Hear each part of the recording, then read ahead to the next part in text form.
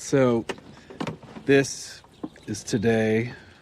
Today is yesterday, and tomorrow is also today. You traveled through time to the present. Yes. Yeah, I don't think you get how time travel works. It's like we're stuck. You know, like a needle on a scratch record. I wake up every day right here, right in Punxsutawney, and it's always February 2nd. It's one of those infinite time loop situations you might have heard about. It's a thing where the same day keeps happening. Time.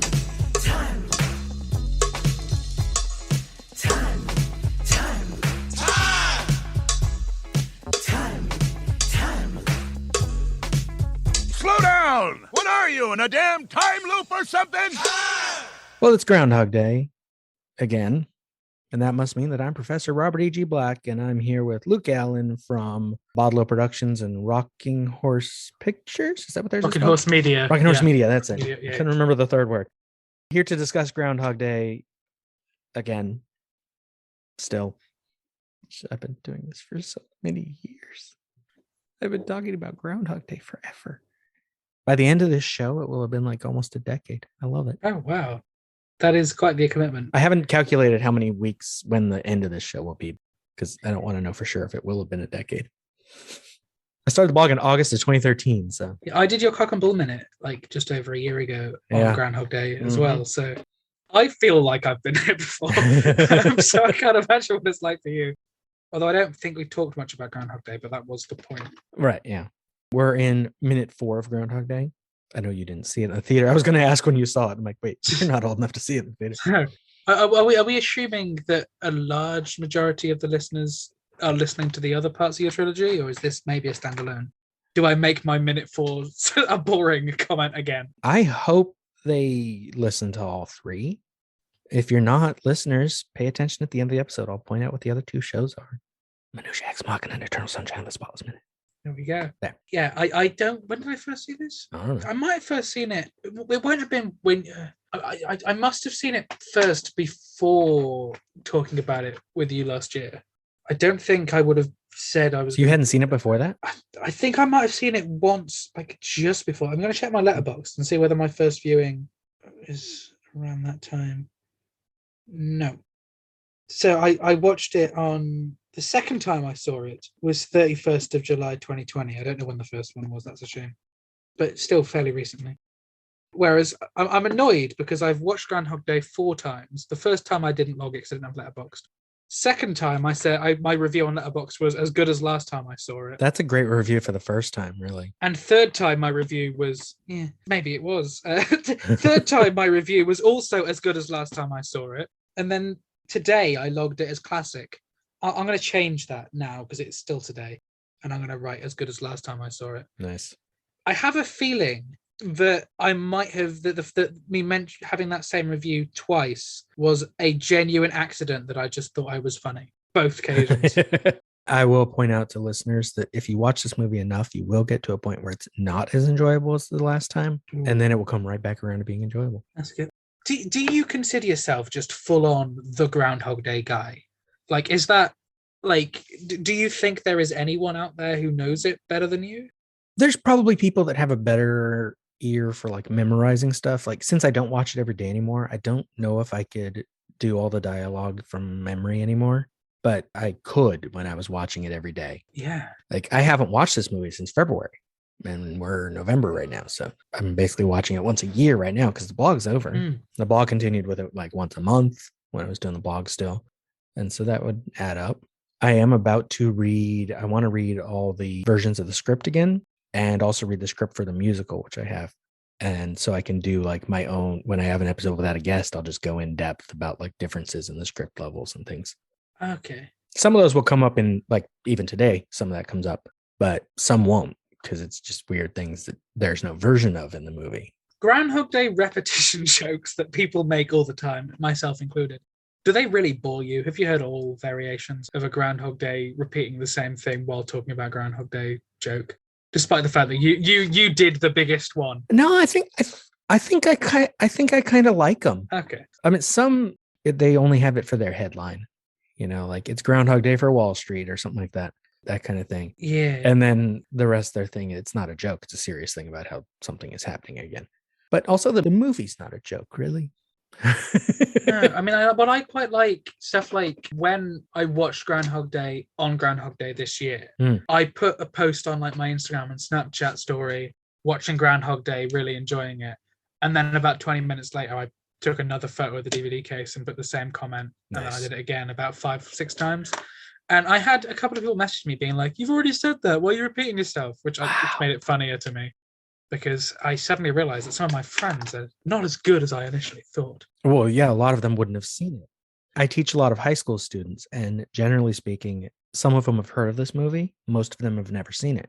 But that actually helps with one exercise I do where I show them just his news reports one at a time through the film and see if they can guess like who is this character? How is he changing? What's happening? And they kind of figure stuff out. It's great. Oh, I like that. They don't figure out that it's a time loop. I'd have to explain that part, but they figure out that he is kind of a dick and then he's getting a little better. And by the end, they're like, oh, he went through something. I'm like, yeah, he did. Go watch it. It's almost the plot of a Bill Murray movie. Right. I'm saying, I don't know. My brain just assumed that all Bill Murray movies are like that, but I don't know. I just made that up as a generalization. A lot of them are, I think. He doesn't often become a better person. No. Okay. Because I suddenly forgot every other Bill Murray movie. He usually just gets rewarded for the slight. I guess they're similar in the romantic comedy part here, in that it's not that he necessarily is better, it's that she's seeing that he has better parts. Yeah. And so if you take it as that description, yeah, that fits Ghostbusters and Ghostbusters 2. That fits Rushmore, maybe. It's been a while since I watched that. I think it fits St. Vincent. Yeah. Yeah. And I've never seen Scrooged, but that does seem like the plot. That is the plot of Scrooge, yes. So, yeah. So a friend of mine, she's obsessed with Little Shop of Horrors and like talks about Bill Murray a lot, but has never seen Groundhog Day. Oh. But talks of it came up a lot recently that I didn't know this was a thing, that Bill Murray like deliberately acts weird around fans and then just says, "Now no one will ever believe you," and walks off. I have heard that he's one that does that. He also is weirdly nice around fans too. He might act weird, but he'll also let them get a photo, or he'll pay for people's lunch when they meet him and stuff like that. He's a weird mix. That's interesting. And that Bill Murray arc that I discussed earlier, like about 10 seconds ago, I think that applies to Broken Flowers as well. Although I've not seen that in ages. Sort of. Yeah, I guess you could say that, because by giving up the search, he has accepted that he doesn't have to fix things. I don't remember the exact setup. I can hardly remember that movie other than that I saw it. There's a very great meta bit at the end, because when we actually see what we are supposed to think is the kid he's been looking for the whole time, it's played by his real son. Oh, that's good. But most people wouldn't know that. It's just like an extra little thing. And doesn't he have like a public phone number? Yes. Well, nowadays you can find it pretty easy with Google. But yeah, he has a phone number that rather than an agent as such. He has a manager, but not really an agent. And so he gets jobs by people calling a number and offering it to him. I really like that. And he will listen to his own messages, supposedly. And then if he's intrigued, he'll call you back. I think that is how St. Vincent. I called up that number recently, and his mailbox was full. Oh. Was that to try and get him on this? Mm-hmm. Well, I'll try again too. I just haven't feel like this is the sort of thing that he'd appreciate. Mm-hmm. I don't even care if he wants to talk about something else. Just get Bill Murray on here. I'm assuming that you, in your message, also mentioned that you watched Groundhog Day every day for a year, right? Well, I didn't get to leave a message, but I was going to. Oh, you were going to? Yeah. The box was full, so I couldn't even leave a message.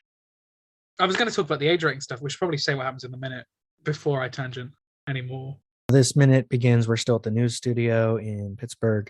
Phil is talking to Kenny, who we talked about, the actor last time, Willie Garson, who recently died. Kenny's talking as we're back. Mid-sentence, if there are any reason you don't want to rush back, I can do the 5 tomorrow. This is where I would get off on a tangent from the script, because while the station segment was filmed after production was finished, there was a scripted station segment as early as the second revision, including Action News executive producer Gil Hawley, who a lot of his lines go to Larry later. He's hounding Phil about going to Punxsutawney and being back to do the 5, and Larry's line about the Swallows returning to Capistrano came from one of Gil's lines, because he tells Phil, and you'll do it next year and the year after too. When I worked in San Diego, I covered the Swallows coming back to Capistrano for 10 years in a row. So he says 10 instead of 6. And Phil says, you should have killed the guy who made you do that. And Holly says, I wanted to do it. And Phil says, then you should have killed yourself. I don't want to get stuck with the groundhog for the rest of my life. And then Gil tells Rita's story about the groundhog from the van, which we'll get in a couple of minutes. One of the big things that looking at this minute kind of annoys me is at 30 seconds, we have a cut between two angles. And I believe that this, it is genuinely a cut between two angles.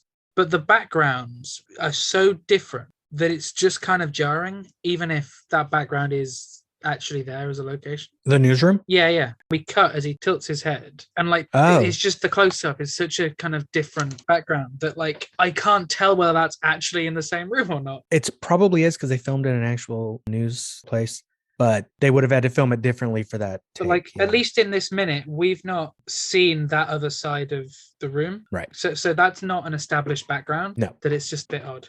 I'm also possibly more knowing of that because I've only just wrapped editing on Reduced to Clear. That's the sort of thing I'm watching for is whether a cut is jarring. Yeah. And there's a few that I, in the edit, went, oh, I wish I got another angle because that doesn't work. Yeah, sometimes you need that extra angle that establishes, oh, that thing we're about to see is there. Yeah. We could have seen Phil walk over to Kenny and he would have had to walk past that same TV, but we never got that. And this isn't the monitor that we got close-ups of. So obviously, when you're watching it as a whole film, you don't notice those things, No. Which is nice and a nice reminder to those few things I want in my own work. Phil replies, come on, I want to stay an extra second in Punxsutawney, please. Kenny says, look, Rita thinks it would be a great idea to stay around for some of the other events. They should be getting there earlier, I would say. I haven't been to Punxsutawney, but I have been to Woodstock, where they filmed for their Groundhog Festival, and it starts 3 days before. Ooh. They got dances, they got auctions, there's stuff going on. So if you want all the other events, you go early. Get some incredible footage, and it's at this point that Phil has noticed Rita, and we cut to her in front of the blue screen and says the people, the fun, the excitement. You haven't worked with her yet, have you? We get Rita on the monitor. Her coat is blue, so she's disappearing into it, which is actually kind of interesting to me because the opening is Phil saying, someone asks him, where would you want to be? And he says, probably right here. And he's pointing at a blue empty space. Ooh. And now Rita is part of that blue empty space. We have an interesting visual sort of theme tying Rita into the plot. I generally argue this is not a romantic comedy. It has romantic comedy elements. Yeah. And I think that plays into that in a nice way that doesn't bother me. It's going to come up eventually. I'd make the same argument for About Time. It's a little more of a romantic comedy than this, but I still wouldn't really call it a romantic comedy because the romance isn't what the film's about. Yeah, part of that movie is definitely a romantic comedy. And then it moves on and becomes a different movie. Exactly. In a surprisingly less jarring way than you'd expect. When I'm describing that and going, it's a romantic comedy at first, and then it becomes something else. You'd expect that to be a pretty jarring thing, but it's not. Yeah. He says she's really nice, and we see Phil is still watching her. I think she's going to be a really good producer. I would point out here, I think, from the script, because by the second revision, Rita is new. And Phil was the new employee, kind of. He was the young guy in his 20s in the original. Ruben says in his book, How to Write Groundhog Day, that he originally imagined this story as a young man's journey through life, like Siddhartha. And so Rita was the experienced producer, but by the second and third revision, she's already the new person, and Phil is the burnt out older guy. I like that as a change, actually. Yeah. Well, I think it works. And there's certain combinations that had to work for that because there was a different character, Tess, that was the one he was trying to pursue with that date that keeps repeating. And by giving that to Rita, it works a lot better. And that was something that came from Harold Ramis. I recently rediscovered some of my early planning notes for a short film I made a couple of years ago, Unstable, that Robert is definitely bored of me talking about. But weirdly, I haven't, over that long period in which we haven't spoken, I haven't really talked about it because I've made 2 other things. I forget the code for that. Was that a code 6? Ooh. I didn't use it a lot. I let you just ramble, and then I just yeah. edited it out. Well, I recently rediscovered my notes, and I had a similar thing in terms of the fact that there is a sort of romantic relationship that's sort of the center of the story. And in an earlier draft of the film, they were two people who were already been dating for a while. And then it felt easier. Oh, we'll have the meet cute and we'll have their first meeting. And so to see that was a process on Groundhog Day as well, it's just quite interesting because I can't remember at what stage that became a decision, but it feels the most rational. I can't really see this working on a level where they were both known each other really well. Yeah. But he has a great description. This is from the second revision where Phil says, "You can't send Rita out on a story like this. She's just a cub, a pup, still wet behind the ears. Look at her. Her ears are sopping wet. This needs a Woodward or a Bernstein. It's a big story. People need to know." And he's clearly being sarcastic, but Rita hears this intrigued and says, "What's the story?" Holly says, "The Punxsutawney Groundhog Festival." And Rita says, "Gil, if it's all right with you, I'd rather follow up on the nurses' strike." So like, she's the serious producer who's got real things to do. Whereas in the movie, while she wants to be that producer, she's new. And this is her first time doing an on-location thing. So Groundhog Day is rated PG in the UK and in America, I believe. It is rated PG, yes. Do you have notes on what it was PG for? According to IMDb, it just says rated PG for some thematic elements. That's really vague. It's the most vague. Well, it's still better than the fact the BBFC website doesn't have anything on it. But the PG guidelines, according to the BBFC classification guidelines of 2019, a PG film should not unsettle a child aged around 8 or older. Unaccompanied children of any age can watch, but parents are advised to consider whether the content may upset younger or more sensitive children. No detail of potentially dangerous behavior which young children are likely to copy. If that behavior is presented as safe or fun, no glamorization of realistic or easily accessible weapons such as knives. No focus on antisocial behavior which young children are likely to copy. Discriminatory language or behavior is unlikely to be acceptable unless clearly disapproved of or in an educational or historical context, or in a particularly dated work with no likely appeal to children. Discrimination. I love that standard. It's like kids won't like it anyway. It's fine. Yeah, that is an odd Do what you point. want. And I'm wondering if that comes to play in anything else, where it's like, because then that concept to me defeats the point of why have it as PG anyway, then? Right, yeah. Discrimination by a character with whom children can readily identify is none likely to be acceptable. References to illegal drugs or drug misuse must be innocuous or carry a suitable anti-drug message. I remember one of my favorite clean comedians is a guy called Tim Vine, and one of his shows, I can't remember what the actual gag was, but one of his one-liners mentioned heroin, and all of his DVDs were rated U, and then that pushed one up to a PG. I can't remember what the joke was. I couldn't find any audio of the joke, but I found the joke.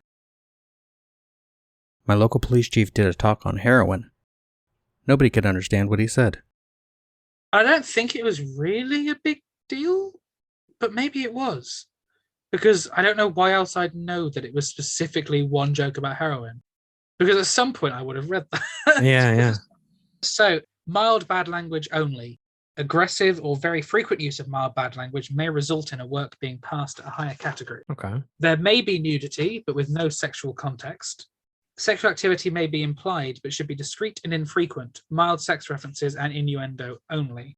Frightening sequences or situations where characters are in danger should not be prolonged or intense. Fantasy settings and comedy may be mitigating factors. Violence will usually be mild, however, there may be moderate violence without detail if justified by its context, for example, history, comedy, or fantasy.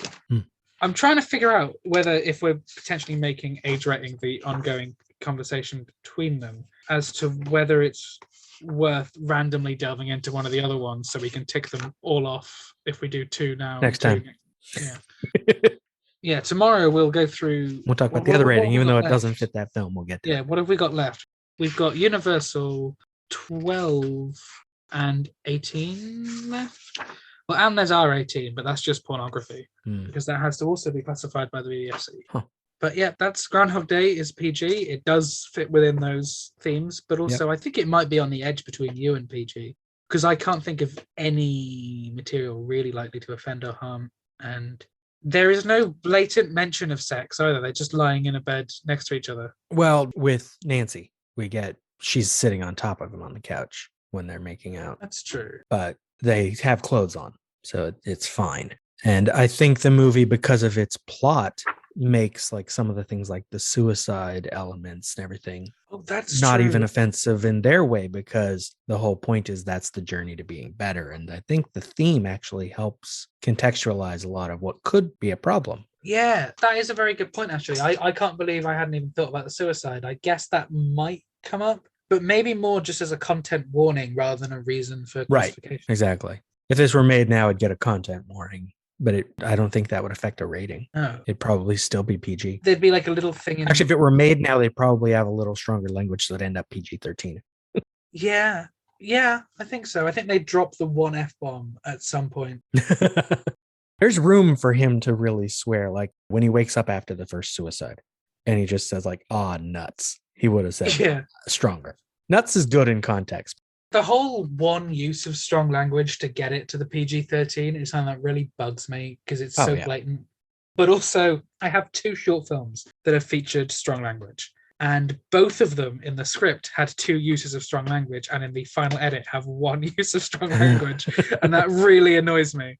But it is literally just, I get to there to the day, and I think it was at the point of filming on both of them, the actors just realized that the lines didn't flow as well and were like, do you mind if I cut that? And I was like, sure. Okay. Or sometimes the actors just don't say it, and I don't feel like I want to tell people to swear if they choose not to. And I'm like, yeah, just you do you. Yeah. There was one where I thought, oh, maybe that's like a moral decision, but then the actor forgot his lines at another point and was still swearing. So I was like, okay, never mind. It wasn't that.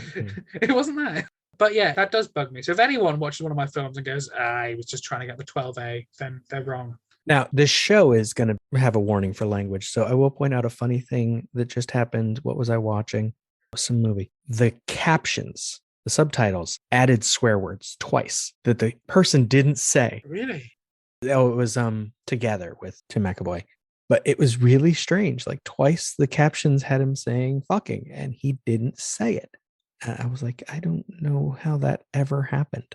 You don't caption one edit of a movie and then release another. No, that reminds me, actually. There was one point where Peter Kay, fairly well-known comedian here, and one of his DVDs had a non-swearing version, which was just like they were dubbed over with like animal noises or whatever. But they were like the 2 options you could watch. I remember putting on the non-swearing version on one occasion, but forgetting to correct the subtitles. So they were like animal noises, but the subtitles were still there. I think the funnier one is watching the normal version with the non-swearing subtitles. So it's suddenly like, and he told me to off.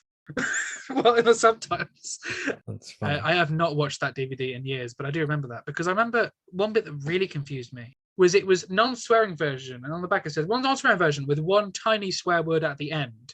Where originally I thought, oh, maybe he's like playing along, and then there's like a big, like, I don't know, maybe like he says the C word at the end and it doesn't get bleeped, and that's the gag. But no, it's that they kept just him saying piss in at one point, but they bleeped it at other points, where all I'm thinking afterwards is, did the editor just make a mistake and they didn't realize until afterwards, and then had to just so that was too late. Back? But I have a feeling that that's listed as like the non-swearing version for mums or something, it says. I can't remember entirely, but funny. I might try and find that. But that's what I find quite interesting. Kenny says you guys are going to have fun, and Rita has noticed and stopped moving around in front of the blue screen. And we go back to Kenny and Phil, and Phil, I love the way he says this because he's like, she's fun, but not my kind of fun. I will be here for the 5. And then something I didn't have in my transcript until this time watching it. So I got something new, sort of. I'd always noticed it in the film. I just didn't realize it wasn't in the transcript. Is he goes, Rita. He just like calls her from across the room. Which is so rude. And then we'll get to the end as we get to the end because we've got another thing to talk about first. So did you find what you were looking for? I think so. There's an article about it. Peter Kay swears by new DVD release. Peter Kay fans will find the Bolton comedian has come up with a novel way of cleaning up his act when they watch his latest DVD. The Phoenix Nights star has offered the choice of 2 versions of Peter Kay live back on nights. One with swearing intact, and the other with all the bad language dubbed over with noises like ducks quacking and train sirens. Peter said he hoped having an alternative, which he calls the special non-swearing mums version. The kids can sit and watch with their mums and dad.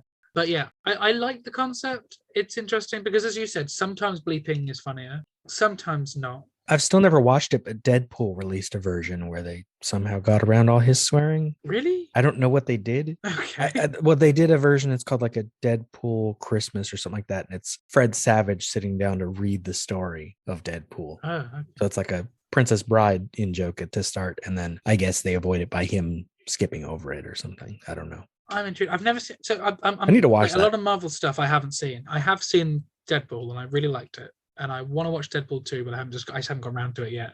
So a Deadpool Christmas, I will definitely give a whirl. Deadpool 2 overall, not as good, but some of its moments are awesome. I am fascinated by the concept of the Brad Pitt cameo in Deadpool 2. Like, I was reading about that and I was like, I love that so much. It is good. Yeah. And I think he did it for a cup of coffee. I read. There's a sitcom which I really like here in the UK called Not Going Out. And in the earlier seasons, there was some swearing, but it was fairly infrequent. So, like, when a character swore, it was made a big deal out of. Like, it was clearly an impactful moment. But now they bleep instead, which I don't get. Like, you were on, like, season 9 of a show that in season 1 had swearing. And I don't know why at that point you decide to bleep. Especially in the UK, because you don't have that many channels. It's not like it's switched to a different channel that has different standards. That could happen here if like a new network picks up a show that was on cable at first or something. Yeah. So before we get to the end of the minute that takes us out of the studio, I did want to talk about the scene that is not in the movie and was never going to be in the movie, because producer Trevor Albert called Danny Rubin up one day and told him the studio needs a reason. They don't think people would get it without an explanation. The original starts with Phil is already well into the loop. He punches Ned without even any explanation. Like, things are already in progress. And they wanted to start from the beginning. They did want to start from the first loop as soon as Harold Ramis was involved, but they didn't want to explain it. And then they had to write an explanation scene. And the plan, and I think Danny Rubin says he wasn't sure if this was Albert's or Ramis's plan, but was to never actually film it. They'd show the script part to the studio and then never film it. So it would never be an option to put it in. I think I heard about that, actually. And so the scene is exterior concert hall night. Phil pushes his way through a line of people huddled in the cold, waiting to get into a concert. He passes the poster for the concert, Iron Maiden. Says, "Excuse me, coming through." "Out, nice hat, lady." "Excuse me." Phil works his way to the front of the line, pushing past. And actually, this is the gypsy scene. I got to shoot. Next time, I got to talk about the girlfriend scene. There's 2 different explanation scenes. Pushing past an old lady, the gypsy. Apologies for the antiquated term. Phil continued coming through. She says, "Hey." He says, "Excuse me." She says, "Why can't you wait in line like everybody else?" Standing next to her is her grown son. Son says, "Yeah, get to the back." And Phil says, "I'm not like everybody else. I'm important." He holds up a press pass. And he says, "See? Now, excuse me, I'm in a hurry." And the son says, "Curse him, Ma." I hadn't read this scene in a while. The gypsy gazes defiantly at Phil. And she says, "Don't be in such a hurry that you don't get anywhere at all." He says, "What?" And the son, knowing what comes next, excitedly lifts a young boy, Stefan, I don't know why they introduced another character here, up to get a clear view of the old gypsy. And the son says, "Watch, Stefan." And the gypsy says, "Go back or I curse you." And Phil says, "Right." And the glass door at the front opens. Phil pushes his way inside. The door closes, leaving Phil inside and the rest of the line outside in the cold. Blah, blah, blah. Yeah, it doesn't really get to any of the start of the loop, but basically that was the setup. Supposedly that's the setup they gave to the studio. There's actually a much more interesting version I will have to get to in a later, maybe next episode, with an ex-girlfriend of a sort who works at the studio. Yeah. So what do you think? I mean, it's the whole concept. It makes absolute sense why it got cut. Yeah. Like, it feels like, this is probably a very stupid thing to say, it's the exact thing that I would expect a studio to ask for and the filmmaker to disagree with. It's like just a perfect example of that, where they go, "We need an explanation because viewers aren't happy with that." And what's funny is the ex-girlfriend one is actually a better setup. Yeah. When this is supposedly the one they gave to the studio. Because in this one, he's not wrong. If he's there as a press person, he should be getting in ahead of the line. Like, he should already be in there. But also they should have a separate entrance for that. Like, getting cursed for that is silly. But the scene is silly. The ex-girlfriend one is actually sillier, but in a more entertaining way, I think. It's very, very odd. But I do like the fact that Groundhog Day, for the most part, other than this very brief introduction, obviously, is just self-contained, that it's just a guy experiencing the loops, and the loops are over, the film ends. Yep. And that's it. I really respect that. It's the same as, like, going back to Richard Curtis, Yesterday as a film is great because it goes, this guy's in a universe where the Beatles don't exist. That's the plot. Why? Doesn't matter. Well, right. About Time does the same. He can travel in time because he can. The plot is the rest of it. It's just a high concept setup. Yeah. It's weird because it's so different to the last show that we recorded for earlier, in the fact that that has such kind of intellectual reasoning behind everything. Whereas this just kind of goes, here's a concept, let's have fun with it. And I think both are great. It's when one tries to draw the line into the other that is where the Right. problem lies. We're like halfway into the movie, it suddenly becomes Most of life is just junk, right? It's filler. And then there's these moments when all the randomness turns into something perfect. It's like life's dropping all the bullshit just for a second to show us how amazing it could be all the time if it wanted to. I don't know. I think maybe we're supposed to become like better people.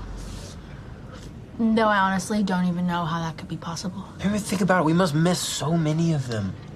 All those tiny perfect things are just poof, gone, lost forever. But not today. That is a disturbingly inspirational idea, Mark. It's a perfect day. You couldn't have planned a day like this. Well, you can. It just takes an awful lot of work. Time. The last revision is what counts, apparently. What if we found them all? All the perfect things in this one town, in this one day. We could collect them. that was the problem Ruben had with adding an explanation here, is then the plot becomes about dealing with that explanation. Yeah. Which can work if that's the whole plot. That's the plot of 1201. That's the plot of 12:01 p.m. That's the plot of, a Phil Connors loop, as we've been terming it, is not about the explanation. It's about the person is just got something wrong with them and they need to be better. That's why a lot of them are Christmas movies. There's a bunch of Christmas time loop movies. I'm trying to see if I can think of any, and I can't. But I've not really delved as much into time loop as much as I should, because I enjoy it. But Generally, they're romantic comedies. The only one I actually liked so far, I think that was Christmas, was, well, liked is a stretch, but liked for what it is the 12 Dates of Christmas, I think is what it's called. So Luke and I did a podcast together, 2 Minutes About Time, which we've already mentioned in passing. And we definitely mentioned yesterday on Minutia Ex Machina, because we did About Time, which stars Donald Gleason and Rachel McAdams. And that would be a different kind of loop. yeah. Because it's one that he can control. Did I name that yet? Let's see. No. We got Connors loops, 1201 loops, overlap loops. So this would be a, let's see. Lake loop. Maybe. It's a little... I almost want to call it a Doctor Strange loop, which also Rachel McAdams, but animated, because the What If episode with Doctor Strange was him deliberately manipulating time. Yeah, I feel like we're obviously acknowledging About Time as a time loop movie here. Yeah. But it is more time travel than time loop for the Right. most part. It involves time loops, but it is, for the most part, time traveling. In its editing, it does create that repeating effect, though, because we Yes, see glimpses yes. of stuff in between. So it definitely counts, but I don't know if I'd use it as the one to name it after. Yeah, that's fair. The thing interesting about Time, I'd say you probably differ here with your detailed knowledge of Groundhog Day anyway, but I'd say that Groundhog Day is way more about the time loops than About Time is about time travel. Yes. I would say About Time is not really about time travel. Well, I was the one with the big theory that there is no time travel. Yeah. It's just the way he's telling the story. And did you ever have a theory like that with Groundhog Day? Has that come up? The idea Oh, no. that...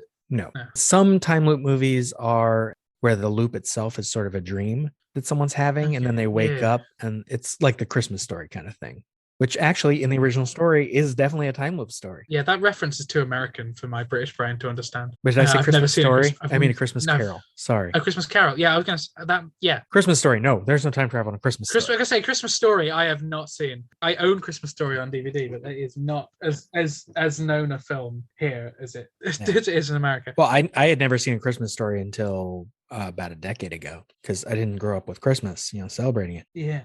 Yeah, Christmas Carol, I am very So familiar yeah, a with. Christmas Carol is a time loop story in the first sort of thing. So I will have to talk about A Christmas Carol specifically. One of the best adaptations of Christmas Carol was filmed about 30-second walk away from my college. Which version?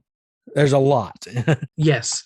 I am just going to Google Christmas Carol Shrewsbury. The thing about Dickens is there's no estate that owns them, so Okay. anyone can make a Dickens movie. 1984. Who's the lead? Who's playing Scrooge? I know these are things I should know.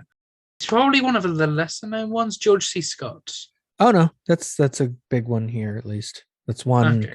I've actually seen parts of it. I've never watched that whole thing of that version. I don't But think. yeah, that was entirely filmed in Shrewsbury, which is where I go to college. So, Cool. for example, there is a graveyard where if you go in, one of the graves is Ebenezer Scrooge. Wait, it's still there? Yeah. Huh. I went there That's cool. last week because the graveyard was locked up a lot last year when I first joined the college, and I always knew it was there. And so I went there last week as a finally, like, now it's been unlocked again. Because the thing about a graveyard near a college is things go on there that they decide to lock up the graveyard for. It's funny now talking about A Christmas Carol because that's older, obviously. But I would classify that as a Phil Connors loop. Yeah. It's manipulated to make you a better person. Mm. About time he's not trying to be a better person. No. That first, 30, 40 minutes is a romantic comedy about him using time travel to meet a woman, basically. Yeah. It's about minute 70 where they get married. And so it's from that point on to minute 124 that it's a different. So it's a little past halfway the wedding. Yeah. And at that point, it's a different movie. But Yeah. already other stuff has been kind of established. He has a conflict at bang on an hour that finishes itself at 62 minutes. Yeah. It's a big conflict that only takes him 2 minutes. Mhm. But yeah, it's interesting. Link to Ex Machina in the fact that Ex Machina was connected sort of to my studies was that at GCSE I studied A Christmas Carol as my English text. So I know that pretty well. I'd never read it until last year when I was a guest on Yeah. Next Scene podcast, which Sean was a guest a couple weeks ago. Yes, I did that as well. For the end of this minute, though, we get, after he has called for Rita, we cut to that cutaway you talked about Yeah. of Kenny after Phil has walked away. And the camera kind of moves down to the monitor. And on the monitor at first, this shot, and then we'll transition to the shot itself. Not perfectly, because they did it practically. We get a helicopter shot over the Ohio River, a big blue thing, I would point out, that pans up to the West End Bridge and Three Rivers Stadium off to the left and downtown Pittsburgh ahead. That transitions from the monitor to the footage, and then we get a different shot of downtown Pittsburgh centered on one PPG Place. It's panning around to the right and then down to a news van just barely visible. If this was the only minute you see, you wouldn't know that's the news van, but you can see the news van turning off of Stanwyck Street onto Fort Pitt Boulevard. The black building next to it used to be called the Westinghouse Tower. Now it's called 11 Stanwyck Street. They turn and then it cuts. Yeah. As I said, minute 4s are boring. Next time will be driving. Minute 5 is driving. And right as you think it's just going to be driving, conversation starts. Yay. But we'll get to that next week. So plugs. rockinghorsemedia.co.uk. See all the stuff I'm doing with them and see the stuff I'm not doing with them, but that they are doing without me. I don't know if that exists. There probably is. I'm not expecting that I'm on doing everything they're doing, but whatever's on that website, check it out. They're great people. It's a great team. We've got TV pilot in the works. We've got a feature-length documentary. We've got short films. It's a wonderful place to be. They were in London filming for like 3 or 4 days that I couldn't make it to for their new documentary, Simon Fisher-Becker, Bigger on the Inside, following Simon Fisher-Becker and his experiences as a disabled actor in the film industry and talking to different people about their disabilities, from just people who work in help preventing disabilities to people within film who have to face them, such as actors Ian McNeice, who was in Doctor Who, and Anna Karen from On the Buses and a few other things. And I believe this is like her first on-screen appearance in like 5 or 6 years when this comes out. So we're checking it. That's my plug. Check out rockinghorsemedia.co.uk, see all the stuff they're doing over there. And go listen to 2 Minutes About Time and go read the Groundhog Day Project blog at groundhogdayproject.com. Thank you for listening. The Groundhog Day Project Minute by Minute is just one part of an existential trilogy of podcasts. Tune in every Tuesday for Minutia Ex Machina, every Wednesday for more Groundhog Day, and every Thursday for Eternal Sunshine of the Spotless Minute. Follow this show on Twitter at Groundhog Day MXM and on Instagram and Facebook at Groundhog Day Project. This has been a production of Lemming Drop Studio. You can find links to more at lemmingdrops.com or join the Facebook group Lemming Drops Studio Tour. Also, you can support all my shows at patreon.com/lemmingdrops. Until next time.